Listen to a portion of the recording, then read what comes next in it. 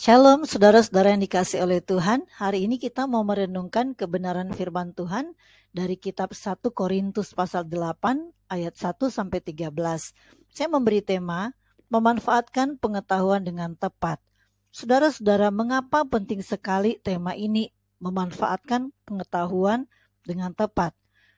Ketika kita membaca kitab 1 Korintus pasal 8 ayat 1 sampai 13, kita akan menemukan bagaimana Rasul Paulus menunjukkan dampak-dampak dari ketika orang-orang percaya tidak memanfaatkan pengetahuan yang benar tentang firman Tuhan dengan tepat. Ada 3 dampak yang akan kita lihat. Yang pertama, orang yang lemah iman dapat saja mereka binasa dan meninggalkan Kristus.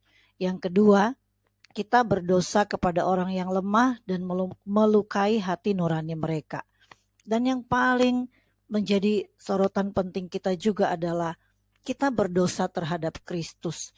Nah, saudara-saudara, dampak-dampak ini sangat penting untuk kita perhatikan ketika orang-orang percaya ya memiliki pengetahuan yang benar tentang kebenaran firman Tuhan, namun mereka tidak memanfaatkan pengetahuan itu dengan tepat, mereka tidak menerapkan dengan tepat, maka ada dampak-dampak yang akan terjadi kepada orang-orang di sekitarnya, kepada orang-orang percaya yang masih lemah iman.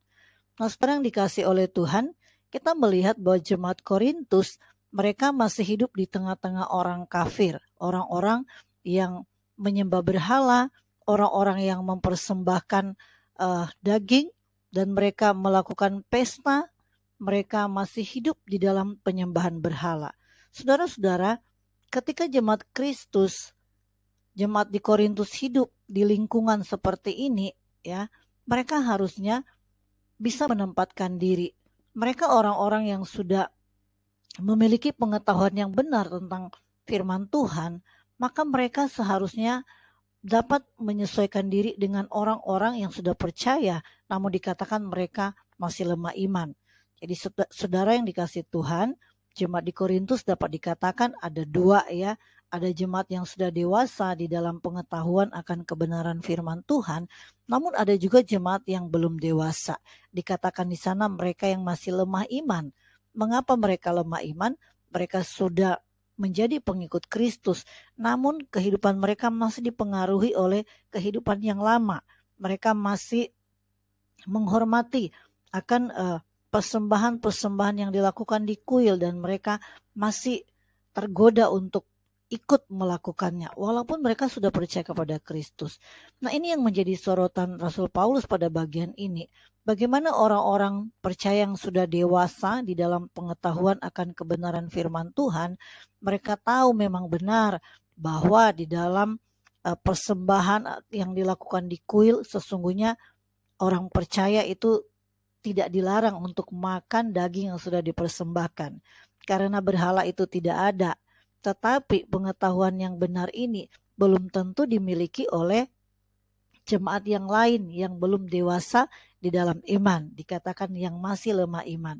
Nah, Rasul Paulus mengingatkan bahwa pengetahuan mereka ini tentang kebenaran ini seharusnya tidak digunakan untuk mereka dengan bebas masuk ke kuil, mengikuti pesta daripada teman-teman mereka yang masih menyembah berhala, menikmati daging yang sudah dipersembahkan kepada berhala, karena ini akan menjadi batu sandungan kepada orang-orang percaya yang masih lemah iman. Nah, saudara yang dikasih oleh Tuhan, Rasul Paulus begitu menekankan bahwa pengetahuan akan kebenaran harus dibarengi, harus selaras dengan kasih kepada mereka yang masih lemah iman. Ya, bahkan Paulus mengatakan, pengetahuan dapat menyebabkan orang menjadi sombong. Mereka tidak mempedulikan lagi orang-orang di sekitar mereka yang masih lemah iman. Tetapi justru sebaliknya, Paulus mengatakan kasih kepada mereka justru akan membangun iman mereka, membangun mereka untuk mengikut Tuhan dengan benar. Nah, saudara yang dikasih oleh Tuhan, lebih dalam lagi, Paulus menyatakan orang yang mengasihi Allah seharusnya dia juga mengasihi sesama. Dan yang paling penting adalah orang yang mengasihi Allah, ia pasti dikenal oleh Allah. Ini Sangat penting saudara-saudara yang dikasih oleh Tuhan. Ketika kita mengenal kebenaran firman Tuhan, kebenaran-kebenaran Allah, kita mengasihi Allah. Berarti harus selaras dengan kita mengasihi sesama kita yang masih lemah di dalam iman mereka. Pertanyaan buat kita, apakah kita menjadi batu sandungan bagi mereka yang lemah iman? Saudara Paulus di dalam 1 Korintus pasal 8 ayat 13, dia secara pribadi menyatakan, karena itu apabila makanan menjadi batu sandungan bagi saudaraku, aku untuk selama-lamanya tidak akan mau makan daging lagi, supaya aku jangan menjadi batu sandungan bagi saudaraku.